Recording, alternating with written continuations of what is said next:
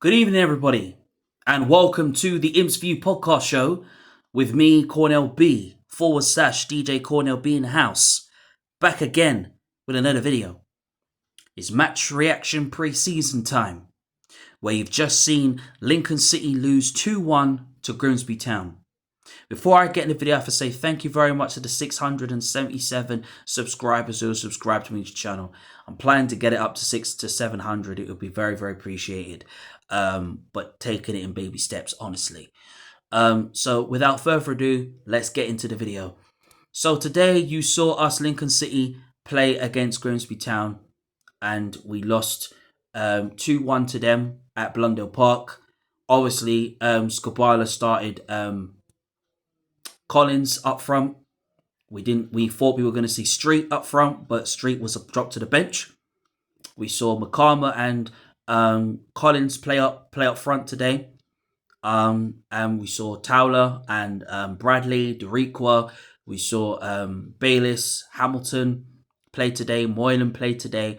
Rico Hackett on the bench. Honestly, I wasn't too sure about Rico Hackett being on the bench and Street. I probably would have loved to see them play, but look, at the end of the day, I think the way that I see it, I mean, you've got to give all the other players a chance and an opportunity for them to shine.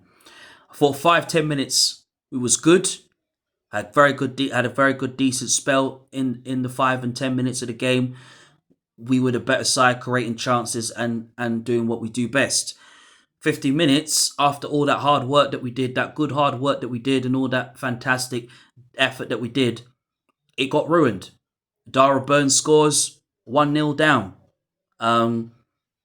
after conceding at the sloppy mistakes at the back, and then to lose again 2-0 to a former Imps player like Charles Vernham, who obviously couldn't excel himself due to injury and stuff like that, scores a second goal, and it's 2-0 to them.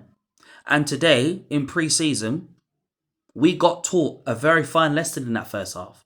And I'll be honest, the first half was very, very poor from us, Lincoln City. And honestly, the only positive that in this game, I'm disappointed, and it's a real shame that we lost 2-1. But Rico Hackett was the only one. When Rico Hackett came on, Drapes came on, Street came on, the game changed completely. But Rico Hackett was a total difference. And to be honest, Rico Hackett scoring that goal in the second half was wicked, because he was the only one that was actually doing something and creating opportunities and creating chances. Draper, obviously, I thought he played decently well. Street got himself into the game as well. Big up Rob Street for this. But it really shows that we, Lincoln City, we need a lot of reinforcements. We need at least 4 or 5 or more reinforcements to come into this team, because we haven't got a left back. We've been crying out for a left back since Rowan left. And I did say, if we lose Rowan, which we have done, and he's now gone to Huddersfield now due to that compensation fee because he's under the age of 24, we need to bring in a left back. And I know the club is obviously waiting for the right opportunity for to bring in a left back, but the season is not far away. The season is week after next. Yeah? And we are desperately needing a left back right now. I mean, I don't care who the left back is. We need at least 2 left backs. We need a defensive midfielder. We need a central midfielder, and we need a winger and possibly a striker to come in. Yeah? Possibly even a right back. Yeah? So there are some real room for improvement. Yeah? The best improvement of that second half was Rico Hackett. And this is what Rico Hackett does. Rico Hackett does what he always does, and that is get into good space, give him the ball. Right now, he will terrorize your defense. He terrorized Grimsby's defense. After that, it was better than that first half. The first half was woeful from us, Lincoln City, and we need to improve quick. And I think the board, big up Jez George and the recruitment team, need to really sit down, and they need to really look at this and say, we need a left back in the building. We need to bring in a left back. I don't care if it's Josh Ruffles. I don't care who it is. Whoever comes in through the door, they've got to be the right signings. Now we've been told that Ethan Aron could be on his way out. There's a possibility it could be Stoke or whoever the club is that have bidded an absolute phenomenon of how much they have offered him. They've offered us, and it's an offer that it cannot be refused. He's going to leave. And whoever we bring the replacement in, they've got to be the right replacement for him. And as much as it pains me, if I was Lincoln City right now, I'll be looking at George McEachran of Grimsby.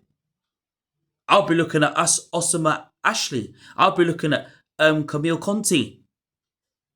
I'll be looking at any of those reinforcements, even Ben Woods.